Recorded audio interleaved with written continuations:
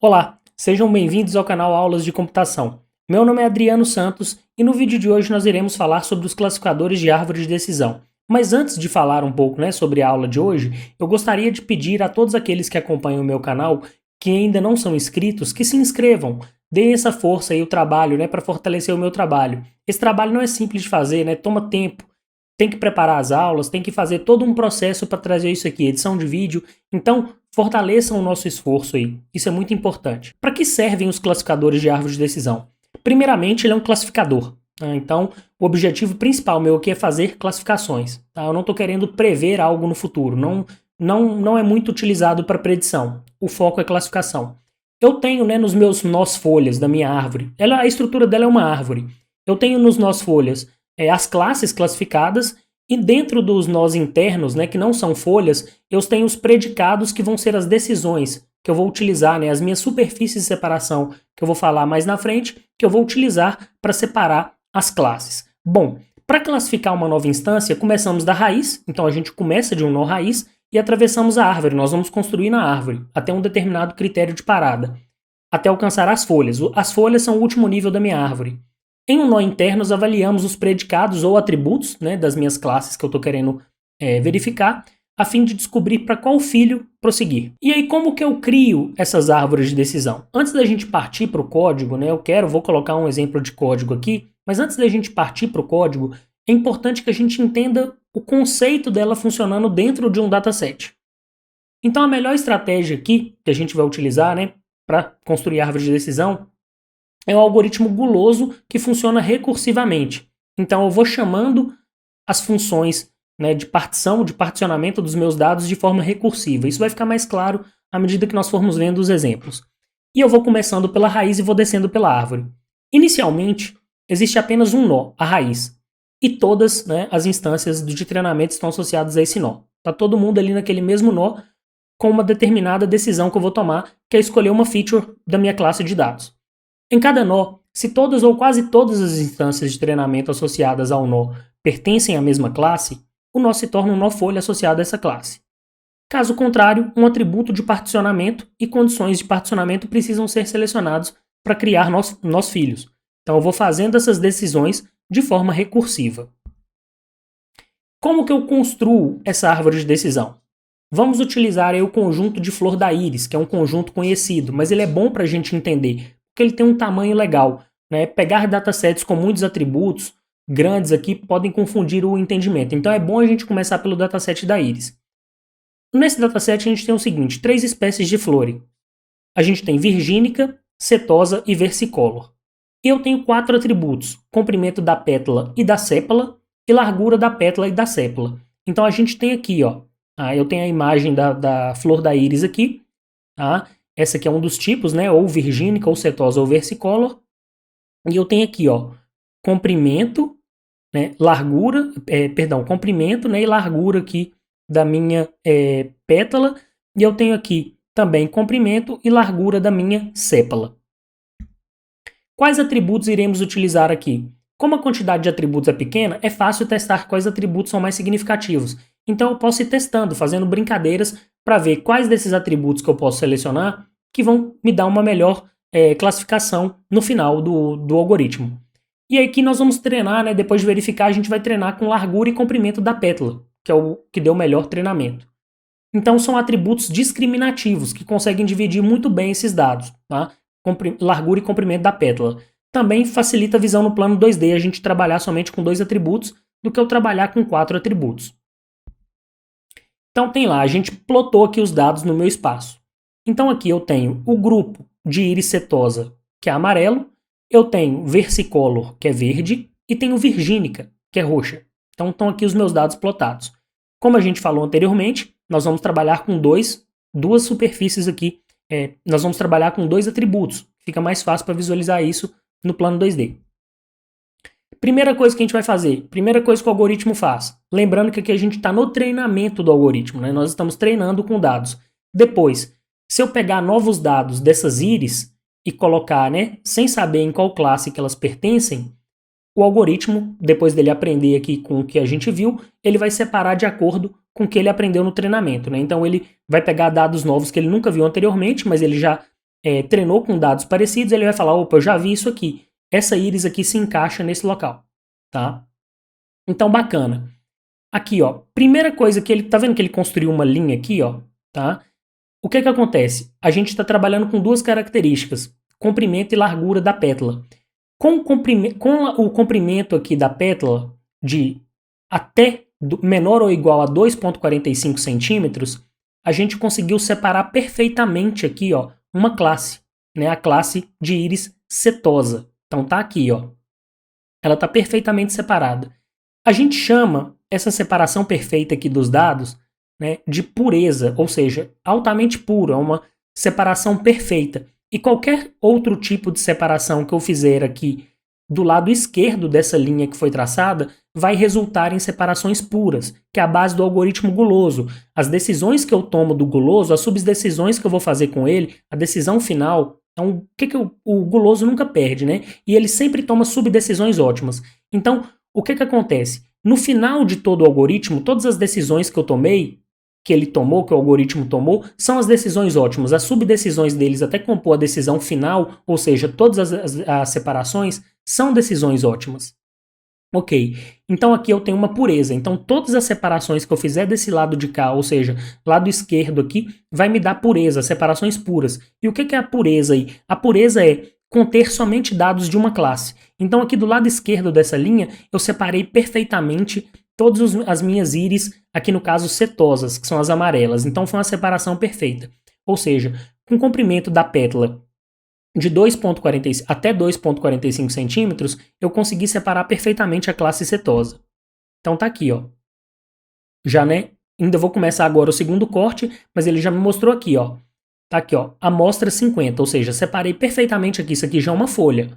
Tá? É perfeita a folha aqui, ó. Classe setosa 50. Tá? Então tá aqui, ó. Valor 50 aqui dessa primeira classe é de setosa.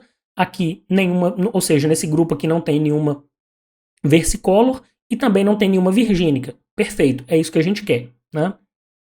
O conjunto total de amostras tem 150. O bom da árvore de decisão é isso. Ela é muito utilizada porque ela é fácil da gente visualizar como está sendo feito o treinamento e como que cada característica, ou seja, cada atributo do meu dataset contribuiu para a minha separação. Por isso que a árvore de decisão é um classificador que está sendo muito utilizado hoje, né? Já há muito tempo, né? Para classificação. Tá? E ele dá base para outros classificadores melhores também do que ele. Tá? Tem classificadores melhores do que ele. Então, perfeito. A gente começa com uma amostra de 150, 50 já estão classificados. Agora a gente tem mais 100 para classificar. Então, aqui agora, ó, essa aqui está resolvida. Aí a gente vem aqui, ó, vamos pegar uma nova superfície de decisão aqui, ó. Ou seja, essa linha amarela aqui foi essa decisão aqui. Agora nós vamos para essa decisão aqui, que é a largura da minha pétala. Então tá aqui, ó. Largura da pétala até menor ou igual a 1,75, o que a gente vai fazer? Então tá aqui, ó. Traçamos ela aqui, ó. 1,75 tá dando exatamente aqui, na minha largura da pétala, tá? Pegamos aqui, ó. Aqui tá a largura da pétala aqui no eixo Y, e aqui está o comprimento da pétala no eixo X. Então pegamos aqui ela até 1,75. Tá cortando aqui, ó. Tá vendo? Isso aqui é um outro corte recursivo que eu estou fazendo no meu dataset. Cada um desses cortes, eles são recursivos. Então o que vai acontecer aqui desse corte? Repara o seguinte. Ele tem uma certa impureza aqui, porque olha só. Esse conjunto de baixo da linha, ele contém alguns dados de íris versicolor, que são os de verde, e tem também alguns dados de íris virgínica, de roxo. Percebam aqui. Tá vendo? Então não tem uma pureza perfeita. O de cima aqui já tem uma certa pureza, tá vendo? Esse aqui que tá com íris virgínica, que é roxo. Tá vendo? Ele já tá mais perfeito, né? Pode ser que tenha algum dado escondido aí, a gente não tá vendo. O classificador vai falar pra gente. Então aqui a gente já conseguiu fazer um bom corte. E aí, o que são os objetivos desse meu corte? Maximizar a pureza das regiões resultantes, né? E a região mais pura, como eu falei, é aquela que tem dados homogêneos, ou seja, dados de uma mesma classe. Critério de parada da minha árvore de decisão. Pode ser a profundidade da minha árvore, tá? Então, eu cheguei numa determinada profundidade ali, eu quero para também não ficar com uma árvore de decisão gigantesca, com milhares de nós, que aí fica até difícil para interpretar isso. Número de folhas também, posso colocar pelo número de folhas. e também se todas as folhas sejam puras. Então eu atingir pureza em todas as folhas ali, ou seja, todas as classes perfeitas, não tem nenhum membro de outra classe. Perfeito. Implicam em atingir a profundidade, que significa atingir a profundidade máxima. Então ali eu paro. Tá? E aí nós já temos algum resultado aqui? Sim, já temos resultado aqui, olha só. Depois de rodar, né, de fazer os cortes, aí o que aconteceu? O segundo corte, que foi esse aqui, que é a linha verde, resultou em que aqui, ó? Ele me resultou em dois novos nós, que é esse aqui, ó, o verde e o roxo. Então repara aqui, ó. Nesse verde, o que eu estou fazendo aqui, ó? Eu estou avaliando mais uma característica, que é o comprimento da pétala menor do que 4,95, que é essa linha roxa aqui, ó. Tá vendo? Fiz essa divisão. Aí o que eu obtive com ela? Obtive dois nós. Reparem que aqui, ó, tem um monte de verdinho, de versicolor, e tem um pontinho de verde, de roxo, de virgínica. Tá vendo aqui, ó? Então o que eu fiquei aqui? Nesse nó, fiquei aqui com 47 versicolors e uma virgínica, ou seja, estou chegando num nível de pureza bacana, que eu já separei bastante. E fiquei aqui também com esse grupinho aqui, ó. Eu fiquei aqui, ó, com duas virgínicas e fiquei com 4 virgínicas, na verdade, e 2 cetosas. E 2 versicolors, né? Que é do meio é versicolor, cetose é amarelo. Tá vendo aqui, ó? 2 versicolor e 4 virgínicas. Tá? Então, essa decisão. E aí tem essa roxinha aqui também, ó. Que eu tracei aqui usei também largura da pétala menor ou igual a 4,85 aqui assim, ó. Peguei exatamente aqui, ó. O algoritmo pegou, né? Que aí eu fiz uma separação bacana aqui. Que o que eu fiz aqui? Eu peguei... Aqui tinha ficado aqui nesse grupo, né? Nesse grupo de cima, daquela separação verde aqui, ó. Dessa separação aqui, né? Que é essa linha aqui, de 1,75, que tá aqui. Ficou um grupo com 45 virgínicas e uma versicolor. Tem algum verdinho aqui, tá? O algoritmo tá falando que tem. Depois que eu tracei essa de 4,85, que é ela aqui, ó, um pouquinho abaixo da de 4,95, o que eu fiz? Eu fiquei com 3 amostras do lado de cá, ele tá falando que tem 3 amostras aqui, sendo que 2 são virgínicas e uma é versicolor. E eu tenho aqui, no final, esse quadradinho todo aqui, ó, esse quadrante todo aqui, eu tenho 43 virgínicas. Então eu já consegui separar um pureza máxima aqui, esse aqui ainda não está com pureza máxima, então o que o algoritmo vai fazer? Se a gente colocou critério de parada pureza máxima, o que ele vai fazer? Ele vai vir aqui, ó, e vai tentar traçar uma linha aqui, uma linha que dê para separar, se der para separar, né? Porque pode ser que ele vai traçando linhas aqui, minúsculas, né? Ele vai traçando linhas, mas sempre vai pegar aqui, ó. Se eu pegar e traçar uma linha aqui, para tentar separar, olha aqui, ó. Se eu tentar traçar uma linha aqui para separar essas duas bolinhas, vai acabar pegando uma bolinha roxa. Então eu acho que aqui é o máximo que ele conseguiu, que já está muito bom, porque aqui ele conseguiu separar 43 virgínicas perfeitamente, 50 cetosas perfeitamente e 47 versicolos. Lembrando que tem 50 de cada uma no dataset. Então é um treinamento muito bom. Aqui já é um treinamento muito bom, né? Então, se vierem dados que ele nunca viu, que a gente fez o treinamento, vamos supor que ele teve aí 98% de acurácia.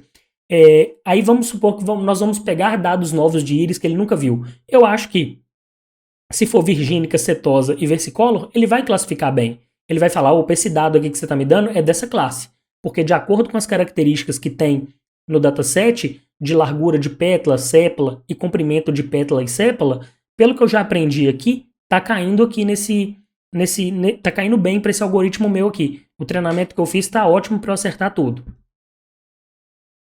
E aí a gente consegue já entender a proposta do algoritmo, né? Que então a gente já tem uma base agora da ideia do funcionamento. Eu acho que com isso já deu para a gente entender como é que ele funciona, né? Ele vai fazendo cortes recursivos até separar o máximo possível das classes, né? Ter o máximo de pureza possível ali. E aí há vários algoritmos para a gente aprender essa estrutura da árvore de decisão. São eles o CART, o ID3, o C4.5. Todos eles seguem essa mesma lógica dos cortes e de serem algoritmos gulosos, tá? Mas antes da gente ir para o algoritmo, a gente vai utilizar aqui o algoritmo CART. Vamos entender alguns conceitos que existem nesse algoritmo antes da gente ir para ele, tá? E aí a gente tem o pseudocódigo, né? Primeira coisa, a gente tem o pseudocódigo da árvore de decisão aqui. Então essa construção recursiva, né? Ela é um algoritmo guloso. Então eu fiz um pseudocódigo aqui simples, tá? Só para a gente entender como que funciona, né? De acordo com o livro texto que eu uso na disciplina. Então eu tenho aqui a função árvore de decisão ela vai chamar essa partição S de forma recursiva, né? Sempre. E aqui eu tenho a definição da partição. Os meus critérios de parada são: se eu atingir pureza máxima ou profundidade máxima da folha, eu paro. É meu critério de parada. Se não, o que eu vou fazer? Para cada atributo A da minha árvore, né, os atributos que eu tenho, que são os atributos que eu considero para fazer a separação, lá no caso, largura da pétala, largura da sépala, eu avalio as divisões sobre esse atributo A e uso a melhor divisão achada por todos os atributos, a partir de S em S1, S2 até SR. Esses são os meus grupos que eu estou separando, né? Igual ao grupo da setosa, o grupo da virgínica, o grupo da versicolor.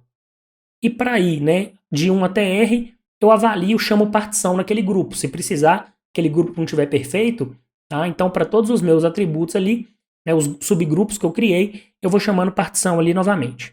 Então são chamadas recursivas esses particionamentos. E aí, como que eu faço, né? O que são essas melhores divisões? Tá?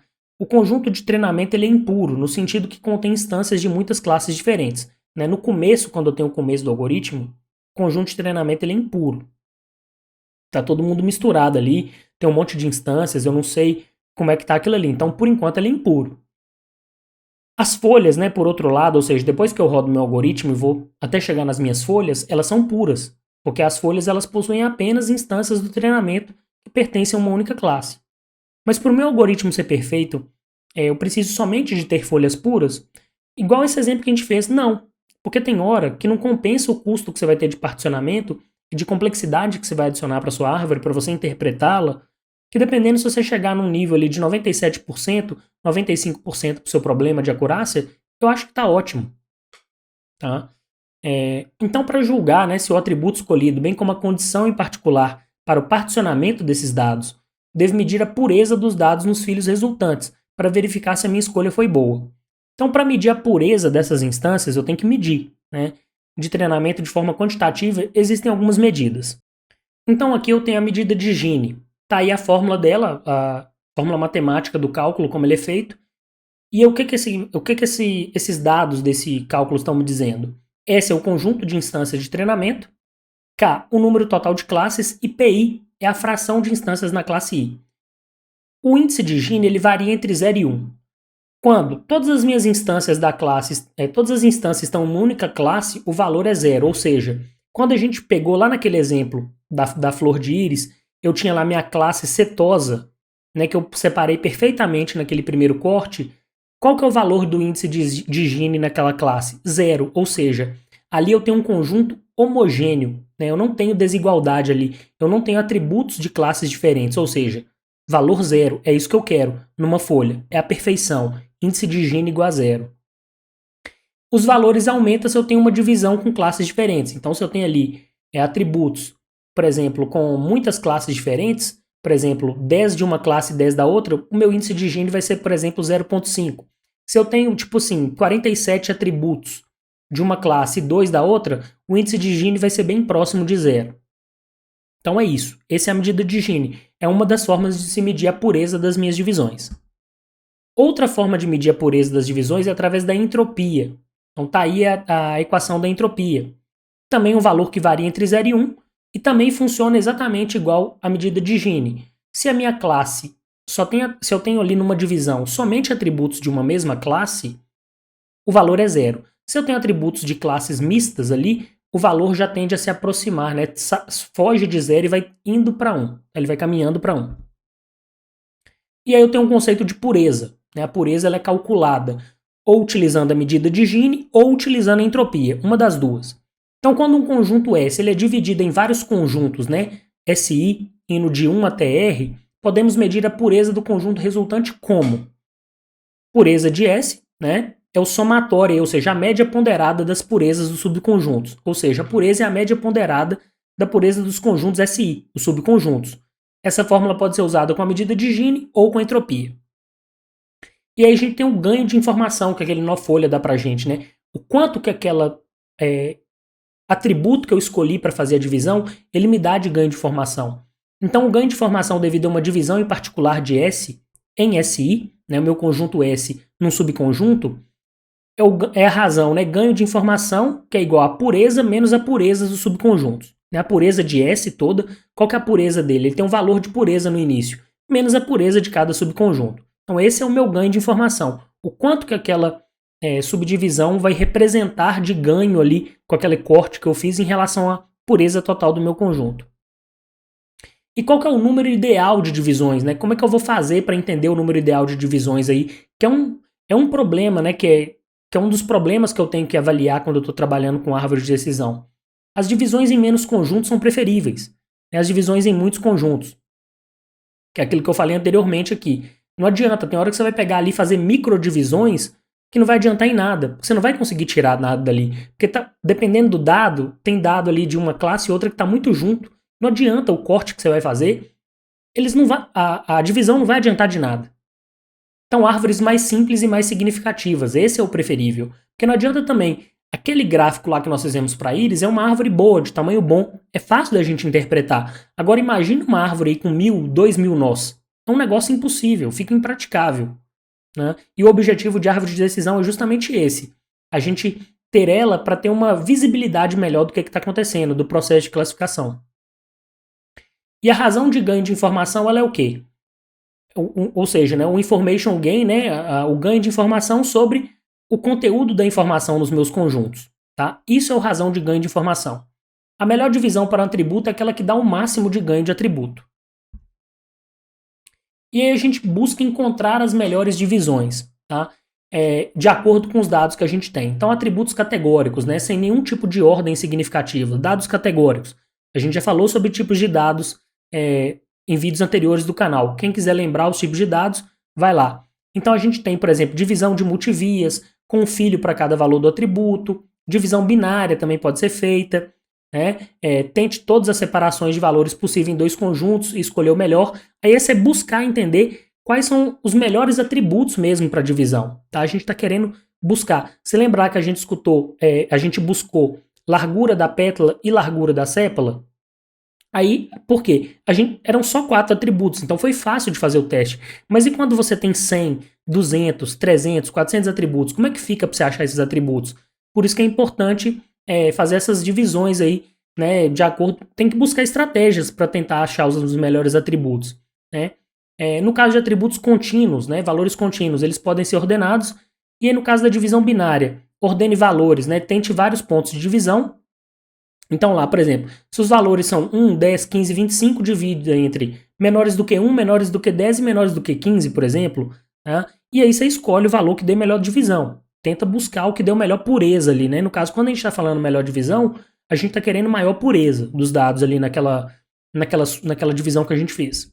E agora, a gente vai mostrar exatamente esse exemplo que a gente fez do Iris Dataset em Python. É mostrar como que funciona isso em Python de forma tranquila. Eu não coloquei fazendo ao vivo para não ter muito problema, muita parada e tudo mais. Coloquei o exemplo do código em Python aqui, ele funciona perfeitamente. Ou seja, você pode pausar e ir fazendo aí no Jupyter Notebook, no Google Colaboratory, que o código vai funcionar perfeitamente. Então, aqui nesse exemplo, o que a gente vai trabalhar? A gente vai trabalhar com as bibliotecas Panda e Scikit-learn. Então você vai aprender a importar um arquivo CSV usando Pandas, usar o Pandas para preparar os dados para o algoritmo de árvore de decisão do Scikit-learn. Nós não vamos implementar o algoritmo do zero, nós vamos pegar já o algoritmo pronto do Scikit-learn, nós vamos desenhar a árvore e produzir um pseudocódigo que representa a árvore. Primeira coisa, os imports. Então a gente vai fazer os imports aqui. Eu vou trabalhar com esse import aqui de OS, sistema operacional que eu vou precisar dele para produzir a árvore, e o subprocesso também para produzir a minha árvore. Vou precisar do pandas, importando aqui ele como a variável pd, e também importando o pandas aqui como o nick aqui, né, o alias para ela, né, perdão, não é variável, o alias para cada uma delas aqui, no caso NumPy como np. E do Scikit-learn eu vou importar aqui dentro dessa biblioteca tree aqui, eu vou importar o classificador de decisão, né, de árvore de decisão aqui, ó, Decision Tree Classifier, tá? E também esse export grepvis, que é para eu fazer a exportação da minha árvore de decisão. E aí eu tenho aqui, primeira coisa, utilizando o pandas, para eu trabalhar com os meus dados primeiro, carregar os dados que eu vou precisar. Então aqui eu fiz a definição aqui, primeira coisa, estou definindo a função getIrisData para pegar os dados da íris. Depois aqui, estou verificando aqui, né, dentro do meu sistema operacional, se esse caminho, né, dentro do meu sistema, lá onde está o meu arquivo, né, que eu estou trabalhando aqui, o arquivo do .py, se dentro desse diretório que está o arquivo .py existir um CSV contendo dados da íris, eu printo aqui, ó, íris encontrada localmente. E aí dentro dessa variável df aqui, que é o meu data frame, eu leio o meu CSV, né, pandas.read CSV, que íris CSV, colocando o meu índice de coluna aí começando com 0, tá? Se não, eu printo tentando baixar do GitHub. E aí eu coloco aqui de onde que eu estou tentando baixar aqui, a URL que eu estou tentando baixar do GitHub, tá? E aí eu tento fazer isso aqui, ó, né? Tento colocar no meu data frame aí, né? Read CSV dessa variável aqui, né? Ou seja, estou tentando jogar aqui dentro do meu data frame, lendo dessa variável que tem aqui minha URL, de onde estariam esses dados lá no GitHub. Se não, eu faço uma exceção aqui, né? Se der alguma coisa errada, eu saio, né? Olha, não consegui baixar o arquivo iris.csv. E aí, dando tudo certo aqui, né? Eu faço um if open aqui, iris.csvw as f, tá? Como f aqui.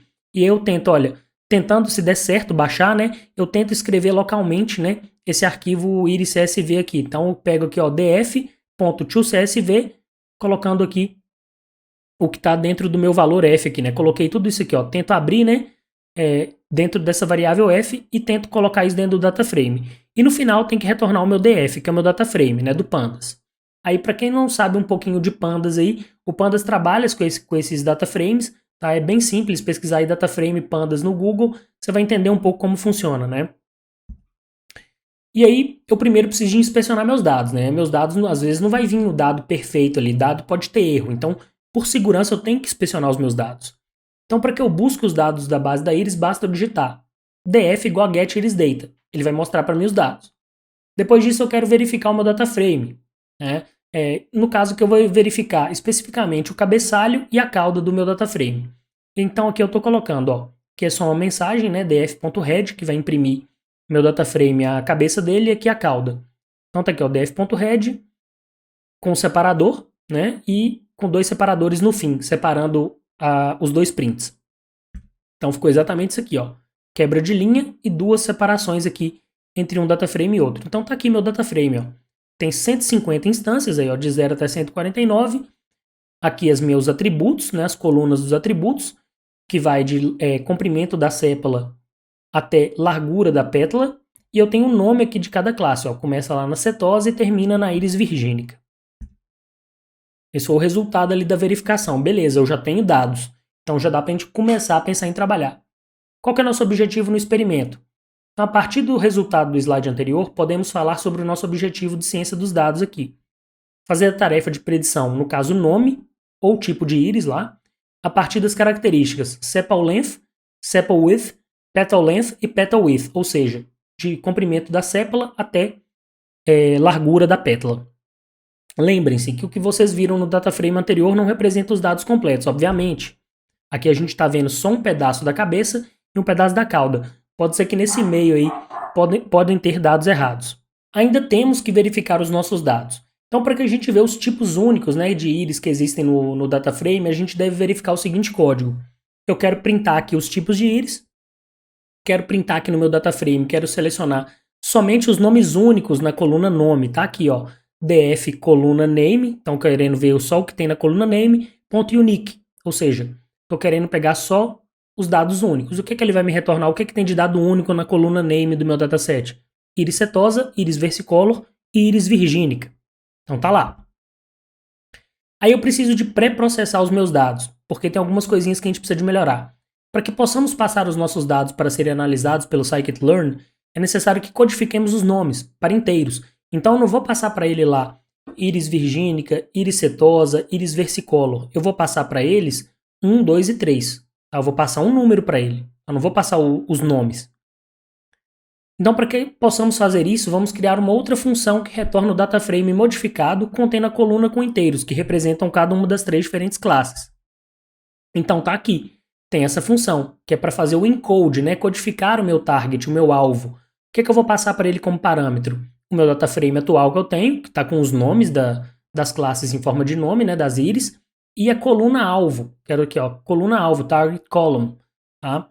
E aí o que eu vou fazer primeiro? Nessa variável dfmod, eu vou criar aqui uma cópia do meu dataframe, né, df.copy. Os meus alvos vai ser o quê? df modificado, coluna alvo.unique, ou seja, eu quero pegar no df modificado, na coluna alvo, né, na coluna que no caso é name, que eu já passei aqui, somente os únicos, ou seja, eu vou pegar somente os nomes.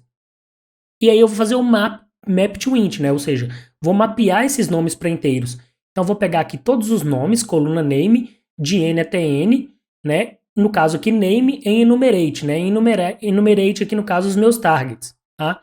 E aí no caso lá na coluna df modificado, que é o que eu quero retornar target, né, o nome do alvo, que vai ser o nome da minha coluna lá, o que eu vou fazer? df mod target column, que no caso aqui ainda lá está como target column. O que eu vou fazer? Vou fazer um replace, vou trocar para mapear para inteiros. E aí no caso, no final, eu vou entregar lá as colunas iris versicolor, setosa e virgínica com no meu dataframe. O restante é exatamente igual, mas na coluna target eu vou entregar com o quê? Com 1, 2 e 3, tá? Então, tá lá, imprimindo cabeça e cauda e o alvo do meu dataset, né? Que no caso é o target, pra gente ver como que ficou isso. Tá lá, ó. No caso aqui ficou como 0 para iris setosa, 1 para versicolor e 2 para virgínica. Então tá aqui, ó. df2.head e df2.tail. Então tá lá. Que só imprimi isso aqui para ver como é que tava, se funcionou o map. Então tá lá, ó. Iris setosa significa 0, iris virgínica 2 e iris versicolor significa 1. Aqui estão os meus alvos que foram mapeados para inteiro. E eu preciso separar os meus atributos. A gente ainda está no pré-processamento. Então vamos jogar as nossas características em uma variável, que é o que eu preciso, que é o que eu vou usar para treinamento. Eu trabalho com o quê? Com os meus atributos. Então tá aqui, ó. Eu tenho as minhas características, que eu estou chamando de features aqui. O que vai ser aqui? Ó, uma lista, tá? df2, né? Eu vou criar uma lista aqui que vai ser o quê? Do meu dataframe, né? Colunas, até a 4. Tô pegando coluna até a coluna número 4. E eu vou imprimir features. Então o que eu estou imprimindo aqui, ó? Largura comprimento da sépala, largura da sépala, comprimento da pétala e largura da pétala. Então tá lá imprimidas as minhas características que eu vou usar para treinamento. Agora sim, meus dados estão tratados. Agora eu vou utilizar o classificador. E aí tá lá, y df2 target, que vai ser o quê?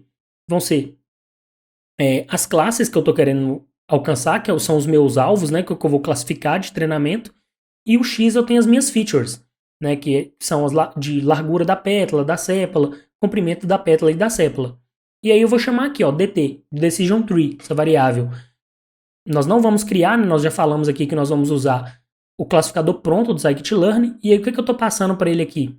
Então nós vamos primeiramente puxar os dados de x e y do dataframe pandas, utilizando indexação simples, número de amostras no nó para que eles sejam divididos aqui, ou seja, 20. Então tá aqui, ó, min samples split, 20. Ou seja, para eu dividir um nó, para eu quebrar um nó, o mínimo de amostras tem que ser são 20.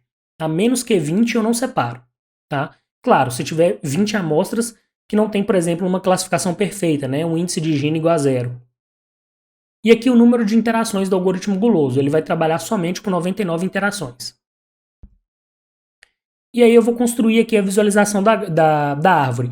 Aqui, simplesmente eu criei uma função, né, para visualizar a árvore. Eu passo para ele o quê? A árvore de decisão, que no caso lá é o dt do classificador, e os nomes das minhas features, né, que no caso lá são largura da pétala e da sépala e por aí vai, né? E aí eu estou criando aqui. Tá? Então esse código aí vocês vão rodar. Tem algumas coisas aí do subprocess, tá? Para estar trabalhando aí com subprocessos para criar isso. Mas basicamente isso aí. Aqui eu estou abrindo um arquivo, né? Vou criar um arquivo. E aí o que eu vou estar usando? Aquele export graphviz. Estou passando o que para ele como parâmetro? A árvore, o final do arquivo, os nomes das features, tá? E aí basicamente é isso. E aí vou executar a função visualize tree, passando a minha árvore de decisão e as features. O que eu obtenho no final?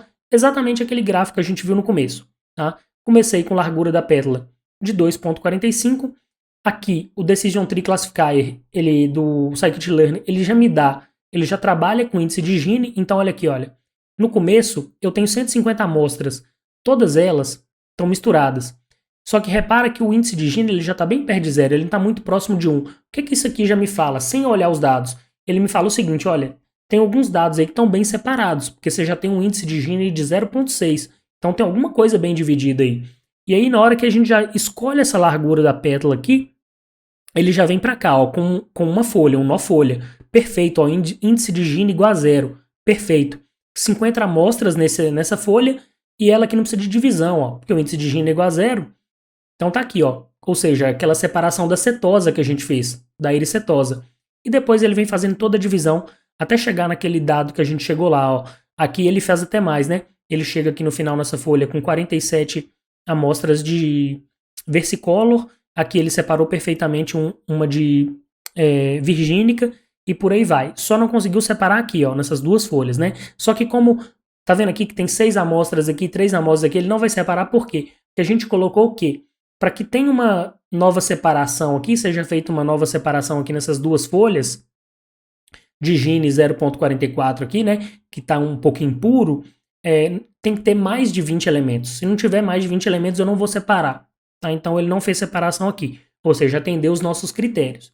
Tá? Então aqui no caso ele parou por interações. Ele tentou fazer interações, mas ele parava naquilo que a gente colocou de ter pelo menos 20 elementos para que fosse feito aí a separação e ele parou. Né? Ele chegou e parou. Então é isso, pessoal. Muito obrigado. Quem veio até aqui, eu agradeço imensamente.